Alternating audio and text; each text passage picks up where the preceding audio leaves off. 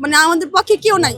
আমাদের যে বেতন দিবে কি দিবে না এই কথাটা কেউ বলে না সামনে আসে। আমরা এখানে একটা কথাই বলতে চাই যে আমাদের বেতনটা দেখ। আমরা কষ্ট করে ডিউটি করছি, আমাদের বেতনটা তারা দেখ। আমরা অনেক সমস্যাতে আছি, বাচ্চারা এখানে বাসায় আসছি, আজকে 2 দিন যাবত এখানে দৌড়াদৌড়ি করতেছি। তারা আমাদের মানে সম্মুখীন কিছুই হয় না।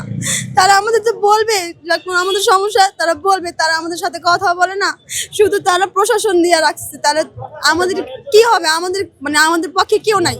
আমাদের যে বেতন দিবে কি দিবে না এই কথাটা কেউ বলে না সামনে আসে।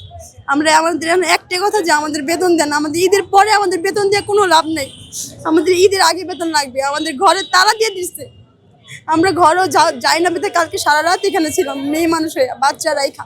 তাহলে আমরা কতটা অসহায় হইলে আজকে এই জায়গায় আসছি, আমাদের হয়ে কি কথা বলবো। আমাদের ডিউটি সে সকাল 6টা থেকে 5:50 এসে আমরা স্থানে ছিলাম, আমাদের 1 মিনিট আগেও তারা ছাড় দেয় না। তাহলে আজকে আমাদের বেতন নিয়ে তারা কেন এরকম করে? এই জবাব কি দিবে বলেন, কি দিবে এই জবাব?